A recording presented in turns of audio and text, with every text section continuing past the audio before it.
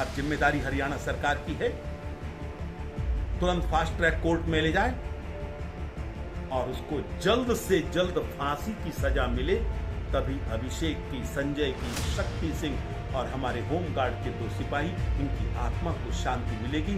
तभी उन घायलों के जो इस भीषण नरसंहार के अंदर आज भी बिस्तर पर पड़े हैं, उनके जख्मों पर मरहम लग सकेगा और जिन लोगों को लाखों करोड़ों का नुकसान हुआ है, उनको लगेगा हमारे नुकसान की भरपाई हो गई है, क्योंकि असली अपराधी दंडित हो गए। सरकारों को उसे सम्मानित करना चाहिए था, बजाय गिरफ्तार। वो केवल गायों का रक्षक नहीं था, उसने मेवात में अनेकों हिंदुओं की जानों को बचाया। उसने न जाने कितनी माताओं बहनों की इज्जत को बचाया। वो बजरंग दल का कार्यकर्ता है। विश्व हिंदू परिषद उसके साथ खड़ा रहेगा। सड़क से लेकर अदालत तक हम उसके लिए लड़ाई करेंगे और उसको निर्दोष सिद्ध करा के उसको वापस कार्य क्षेत्र में लेकर आएंगे। ये जिम्मेदारी हमारी है। कुछ लोगों में खलबली मची है, स्वाभाविक है, गुस्सा आना स्वाभाविक है, लेकिन जैसे ही उनको ध्यान में आया कि विश्व हिंदू परिषद साथ में ही तो है, तो उनकी गलतफहमी दूर हो गई और पूरे प्रदेश के कार्यकर्ता मिलकर उस कार्य को आगे बढ़ाने में लगे हैं, जिस कार्य के अंदर मोनू भी लगा।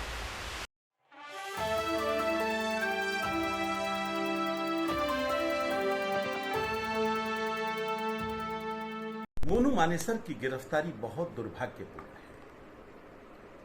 पूरी दुनिया जानती है कि वो एक गौरक्षक है। हजारों गाय उसने कसाईयों की छुरी के नीचे जाने से बचाई हैं। उन निर्दोष गायों के प्राण बचाए हैं।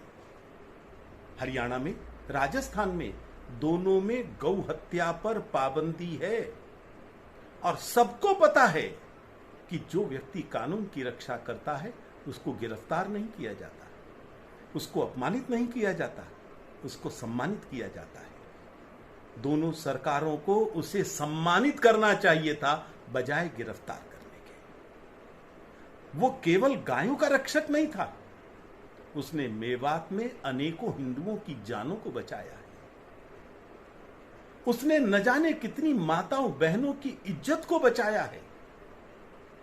वो बजरंग दल का कार्यकर्ता है। विश्व हिंदू परिषद उसके साथ खड़ा रहेगा। सड़क से लेकर अदालत तक हम उसके लिए लड़ाई करेंगे और उसको निर्दोष सिद्ध करा के उसको वापस कार्य क्षेत्र में लेकर आएंगे। ये जिम्मेदारी हमारी है।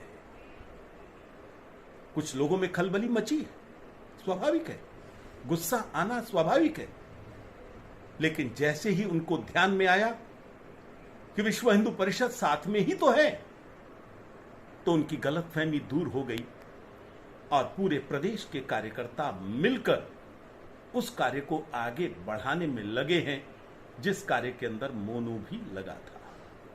अब किसी के मन में कोई गलतफहमी नहीं। पूरे हरियाणा का संगठन एकजुट होकर मिलकर काम कर रहा है। राम जन्मभूमि के और न जाने ऐसे कितने पावन अवसर आ रहे हैं, उन सब अवसरों को कैसे समाज के अंदर ले जाया जाए, अब कार्यकर्ता उसकी तैयारी में लग गए हैं। उधर मामन खान भी गिरफ्तार हो गया है। कौन मामन खान? ये वही मामन खान है जो नल्हड़ के नरसंहार के लिए जिम्मेदार है, जिसने विधानसभा के अंदर खड़े होकर कहा था, कोई घुसकर तो दिखाए, प्याज की तरह फोड़ देंगे, तुम्हारे बाप का है मेवात। और वो तैयारी में लग गया, जगह जगह गया, जहां जहां हिंसा हुई, जहां जहां आगजनी हुई, वहां कुछ दिन पहले मामन खान गया था। इसके रिकॉर्ड्स आज मिल रहे हैं। और बेईमान आदमी कहता है कि मैं उस दिन तो वहां था ही नहीं। अगर मुशर्रफ कारगिल में नहीं था तो क्या मुशर्रफ ये कह सकता है कि मैंने नहीं रचा कारगिल? क्या ये सारी बदमाशियां करने के लिए उसका खुद वहां माचिस की तीली हाथ में लेकर खड़े रहना जरूरी है? वो दुनिया को बेवकूफ समझता है।